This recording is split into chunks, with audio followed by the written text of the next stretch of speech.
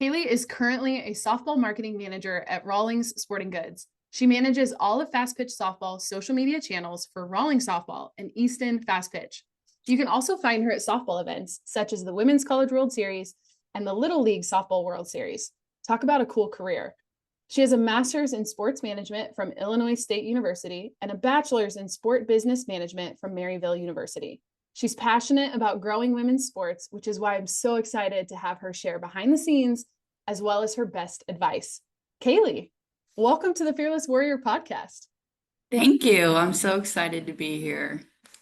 So, give us a behind the scenes. The crazy part about this time of the interview is that we are rolling into super regionals this weekend.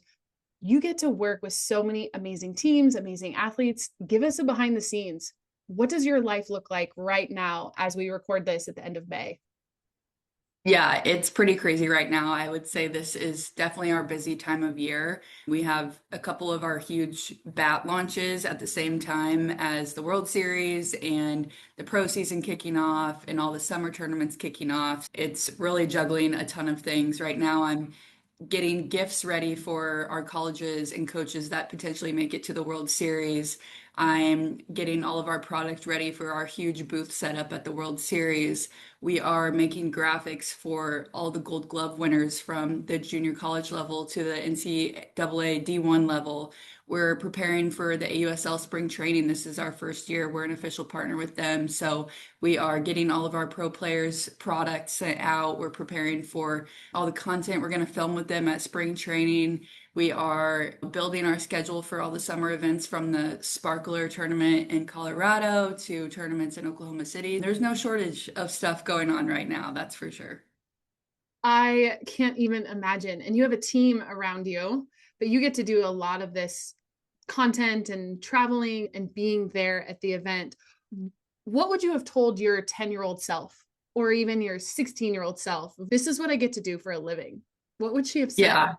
Yeah, it's crazy. It's so funny because I used to have parties at my parents' house during the World Series and invite all my friends over, and none of them were even softball players or fans. And I'd be like, oh, you guys didn't realize we're watching softball when you come over. And so I would have World Series watch parties.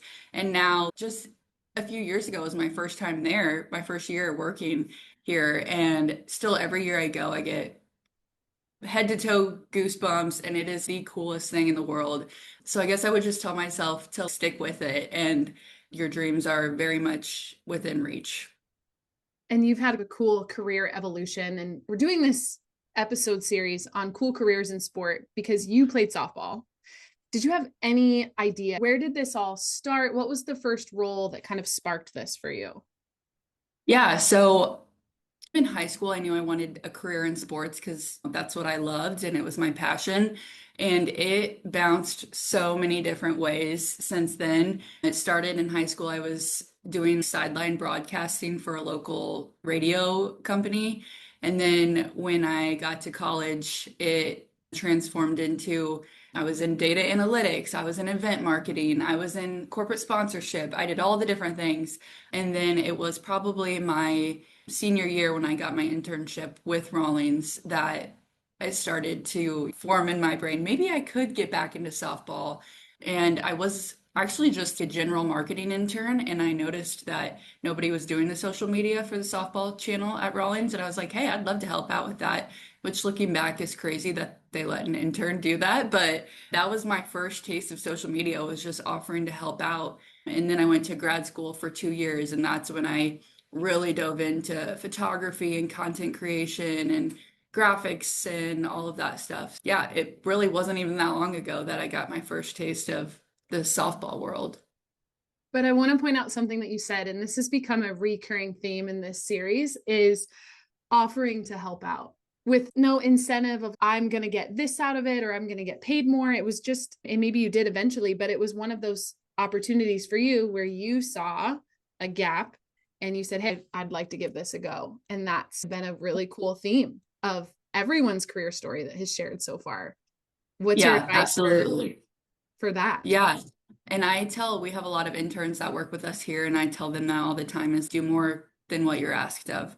And I've gotten some good advice lately. I actually just stepped into my current role a few months ago. So for the past 3.5 years, I was all social media, and now my role has grown to sports marketing as well. What I was told over a year ago, when I had my eyes set on moving into sports marketing, was try out for your new role before you get it. Start helping with it, show them that you're capable of it, and then it'll be offered to you. So I've been doing a lot of sports marketing before it was even officially my job title. And they noticed that I was helping and that I was capable of it. And so a couple months ago, they have officially gave me this new position. So it's been awesome.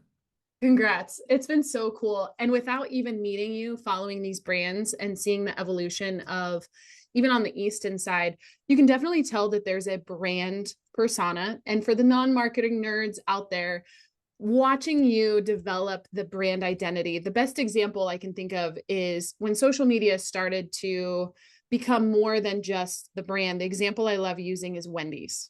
And if you haven't Yes. followed the Wendy's story, Wendy's has a persona. It's not just burgers and fries. Wendy has taken on a sassy social media presence. And so my example for you is watching the Easton brand.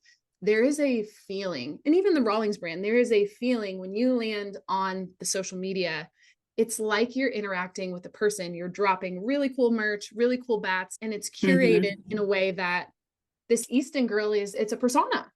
How do you Totally. how do you think about that? Give us a behind the scenes.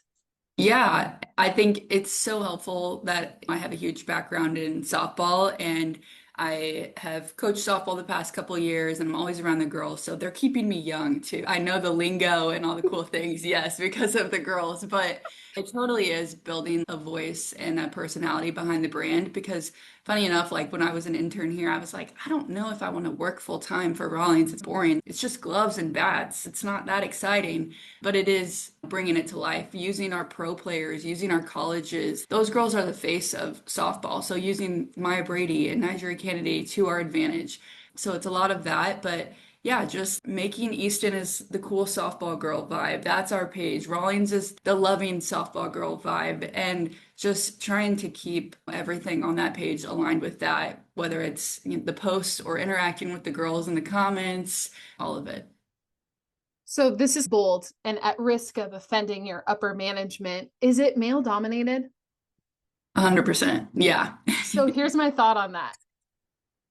I'm dating myself, but I remember the first Easton Synergy. It was like one of the first composite bats that I ever had, and it was gray and blue. And then it evolved into, I think the first one was navy blue, and then it was gray and blue, and then it's just versions of blue to now rainbow sherbet. I mean, where Yes. did that come from? That has to be a brand evolution of if you would have told your upper management or your owners, hey, we're going to have the most crazy color combos and it's going to sell. How did that pitched? Were you there in the room? How did that evolve? Yeah, I think it's a little bit of just the trends too, because the baseball boys are like this too. Like they True. go through these waves of, and it always seems like softball girls are just a few months behind them in these trends. So it's funny just to watch. We'll walk in our bat room and it'll be like 4 years ago, it was like blacks and reds and grays. And now you walk in and it looks like Easter. We always say the Easter bunny threw up in here. And now it's like going back to some of the softer tones. But I think it's so fun because, yeah, when I started here, it was like the whites and the blues. And then I remember the first limited edition ghost launch that we did was a fire and a midnight. So it was all a red and an all black. And those sold out. It was like our first taste of, oh, the girls do want something out of the box. And so each one we push the envelope a little bit more. And it's still funny to see. We'll release the rainbow sherbet or something, and there will still be people like, can you just give us a normal bat? We just want the normal colors. Or if we do the normal, it's the opposite. So you can never please anybody, but it is so fun. And even on the glove side, on the rolling side, we're pushing the envelope with all the designs and colors that we do on those. So it's been really fun. Yeah, which is a great transition to one of my other questions of we have you here. Give us a behind the scenes. What's it like partnering with some of these Nija and Free Ellis and some of these AUSL players, getting to build their custom gloves and following trends and trusting them with your brand and merging it with their brand? How do those conversations look and What does that excite you? Give us a behind the scenes. Yeah, it's so fun. The girls are, I remember the first pro I met when I started working here was Jocelyn, and we were like, okay, she's on her way to the field. And I was like, heart beating out of my chest, like, oh my gosh, literally a few months ago, I was watching her end her career at the World Series on TV in my parents' garage, and now I'm meeting, and it was like, I was freaking out. And then you meet her, you meet all these girls, and you're like, oh, we're all just softball girlies hanging out, and we all talk the same. We're all just, it's so easy to talk to them. They really are the best people. I truly think we have the best and most genuine athletes signed, and that's a big part of it. But the process of designing their product is so fun. For example, Kenzie Hansen, we just developed a set of catcher's gear with her, and it's our first Rawlings softball signature set of gear. And she came into our office, tried on a bunch of sets, and we just sit in the room and talk with the engineers and the catcher's gear team. Hey, what do you like? What would you change?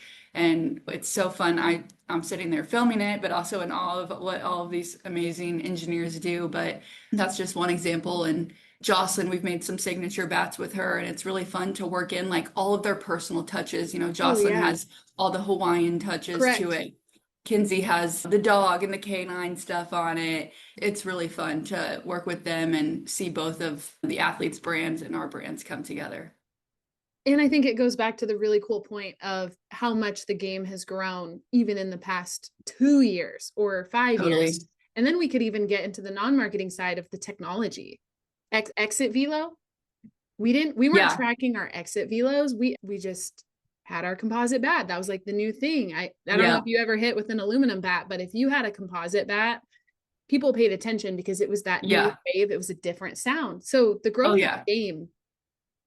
Totally. I still remember like when the first Ghost came out, it was my last year of playing in college. So I was at my junior college and we had one teammate that walked in with this new Ghost bat and we were all like, can I swing it? Oh my goodness. Yeah. And we all were like, do you hear the sound of that bat? It was like crazy. And now 1 through 9, every team has a Ghost bat. It's insane how fast the Ghost has taken off. And yeah, like you said, the technology behind it. Yeah, I think it's really cool. And the other one, what's the rocket pop is another fun Rocket one. Pop. Oh, Yes, the red, so white, and cute. blue. Yes. Anything Yeah. red, white, and blue, I'm like sold. Yeah, so cool. Some of the questions that I had prepared today is what's your favorite part of the job? What's your worst favorite part of the job? Like, where are we taking this? Where do you want to take this conversation? Yeah. Okay. So I would say favorite part of the job, my new role, I have told my boss over and over, it's so fulfilling to be able to work more with the athletes and be able to be at these events and actually get the product in people's hands. Don't get me wrong, I love the social side of it. Social media is super fun, but being at the field with the athletes, talking to the players, talking to the pros, the colleges, the people who are actually using our stuff on the field is the most rewarding part. And it's so fun for me. So I always look forward to the World Series next week because we get to see our college teams, our college coaches. Obviously, they're all super grateful. They're in Oklahoma City, so they couldn't be more happy. But we also get to see all the young girls and fans that are coming up to our booth, getting ready to go watch their idols play. It truly is my favorite week of the year. So I'm really excited for next week. It's going to be great. We got to get through supers first. So by the time this I know. episode airs, we'll know the 8 teams. Yeah, it's fun because each year we have some of the best programs in college softball. So each year we've been getting a couple more make it to the World Series. We lucked out. None of our schools play each other in supers, so we could have 6 advance out of the 8. So fingers crossed. Fingers crossed. That's awesome. So what would you say is the non-glamorous part of your job?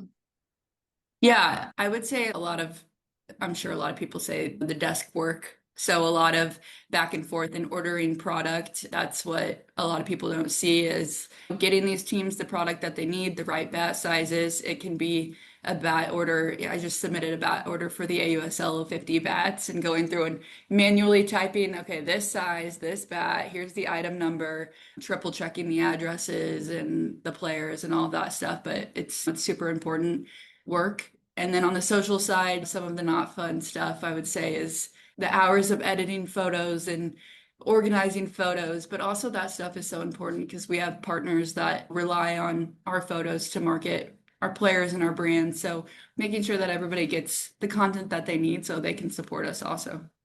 Yeah. And I think that's something that people forget is we see the curated content and Hmm.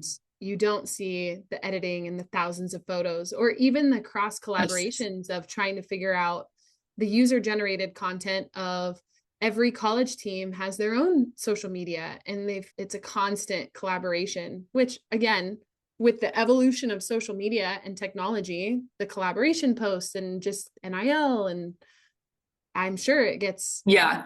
No, messy is not the totally. right word. Just a lot of cooks in the kitchen, a lot of moving Yeah. parts. And there's a lot of making sure we're all following the rules and not showing the wrong person with the wrong stuff or using the wrong marks. And we have permission to do this. And Yeah, that's another thing in the last couple of months I've really learned is all the legalities around all of these contracts and partnerships, which has been a lot, but it's been fun to learn for sure. sure. Oh my gosh. So, where do you see our sport going? I know there's been a lot of exciting updates with AUSL and MLB and partnerships and the growth, and you guys are right in the front row of that. Where do you see our sport going in 5 years, and what are you excited about? Yeah, I think everyone is really excited about the momentum behind the AUSL, myself included. Just in the past, just in the time that I've been watching softball, I can remember so many pro leagues, and none of them have really felt like, and I'm sure everyone else remembers their own too, but it's never felt like this much momentum and support has been behind a league. And I think that's why we as a brand chose to invest this early on because we feel that too. Everybody here feels that, and we want to be a part of it in 5 years when it blows up. Just supporting that league with anything and everything that we can. We've heard from a lot of our athletes that they feel the same way about this league. They feel the support. They feel finally a professional softball player and a pro athlete should be treated. We're really excited about that league. I think college softball in general in the past few years has been just blowing up on its own. So I hope that all the people that are watching that and supporting that are able to do the same with the pro level. Amazing. I can't wait to see what unfolds. What would be your advice for someone who, and it doesn't have to be specific to your role in marketing, it could be any career in sports. What's your advice to someone who maybe realizes, okay, I want to stay involved with my sport, whether it's any sport, not just softball? Your career has evolved, and even recently you've gotten promoted. If you could go back and give advice to yourself, even 4 years ago, what would you say? Yeah, that's a great question. I would say one, make all the connections and talk to everyone because the softball world I've learned is very small. Everybody knows everybody, and people who you might not think will be in your path down the road will circle back and somehow you'll run back into them. The craziest thing that's happened to me since working here is so I played at a junior college in Illinois, and I a couple years ago went to Tennessee to cover a weekend tournament between Tennessee and Alabama, and I was talking to the Tennessee coaches, Karen Weekly, and I told her where I had played, and she said, one of my assistant coaches played at a junior college in Illinois. I need to find out which one she played at. And she walked over and we played at the exact same junior college. And so we started talking. We lived in the same apartment complex, ate at all the same restaurants. It was crazy. And it's Kate Malveaux, and she's now the head coach at Auburn with her husband. So it's just the craziest things of you never know who you know. So yeah, I would say talk to people, don't burn any bridges. And the other thing I would tell myself is don't underestimate yourself. Don't just because I always have the problem of I'm in a room of when at the World Series, Division I softball players, Olympic gold medalists, greatest players in the world, and I'm like, dang, I only played at a junior college. Nobody knows the name of the school I played at. But also, I'm in that room for a reason. I would just say, don't underestimate yourself. Back to that same weekend at Tennessee, I told Karen Weekly, she asked me where I played, and I said, oh, just at a junior college. And she's, don't ever say just at a junior college. She said, you played in college. That is a huge accomplishment in itself. So I was like, oh my gosh, yes, ma'am. Yes, Miss Yes, Weekly. yes. And I played NAIA. She's everybody, and it's all good. So yeah, that would be the other thing I would tell myself. I think that's incredible advice. I could also resonate with that of I played NAIA, and I think that's what we're trying to grow is if we want to grow the sport, we want to give access to all levels. And just simply playing college softball is an incredible accomplishment because you are a Yep. student athlete. Some of these Division I players, I don't know how they do it because with NIL, it feels like they're already in the pros. Their travel schedule, the Big Ten, and how many teams are in the Big Ten, coast to Yep. coast. Our sport has gotten to the point where it's It's huge. crazy. Yeah, it Yeah, is. Yeah, can't I'm really imagine. glad. I tell a lot of girls that I run into, I think the junior college route was perfect for me and is for a lot of people because I got to play for 2 years and loved every second of it. And then I went to school and started interning and working, and that helped get me to where I am. Everybody has a path that's right for them. And you said it earlier, I think it speaks volume of you don't want to put somebody behind a brand voice that doesn't understand the sport. You've played Totally. it, you get it, you understand what we get excited about. We're part of the community. And I think that's, again, what I want to emphasize is if you're not following Rawlins or Easton on social media, it's part of a community. And I think that's where Yeah. social media can be really fun too. Is there anything you can give us behind the scenes or a teaser on? Because I know I'm going to get DMs. What's coming Mm. down the pipeline that you can tease us with? What can we get excited about? Yeah. So we have on the rolling side, we've been posting about the Halo bat for a year now, but that's finally coming out in July. I think people are really gonna really love that bat. We've improved upon the Rawlings bats we've made in the past. Nothing has really stuck as much as we've wanted it to, so we've put a ton of time and effort into this Halo bat, and I'm excited. Our colleges have been swinging it. Literally, we took it to Tennessee and Oklahoma, and the balls were going over the bleachers in the outfield, and everybody was like, oh my gosh. But so I'm excited for some high school players and other girls to finally get to swing that. We'll be in Colorado with that bat, and that'll be the launch of that. And then on the Easton side, everybody's always wanting to know about the Easton Ghost, but we have the Ghost OG launching in a couple weeks. And then our next big Ghost launch will be this fall. And we'll just say that's going to be a really big one. There's a huge collection coming with that. I can't say too much about that one, but I think it'll make everyone happy. The people who want the crazy and the people who want the subtle. I think it'll make everyone happy. Cover all the bases. That's Yes. awesome. Cool. Is there anything else that you would want to speak life into? I know we teach a lot about the mental side of the game or the mental fortitude of your career. Is there anything else you want to leave with the girls listening? Yeah, I would say I like to share the story with my team and a lot of people, but the most pivotal part of my career and getting to where I am right now was also the hardest part.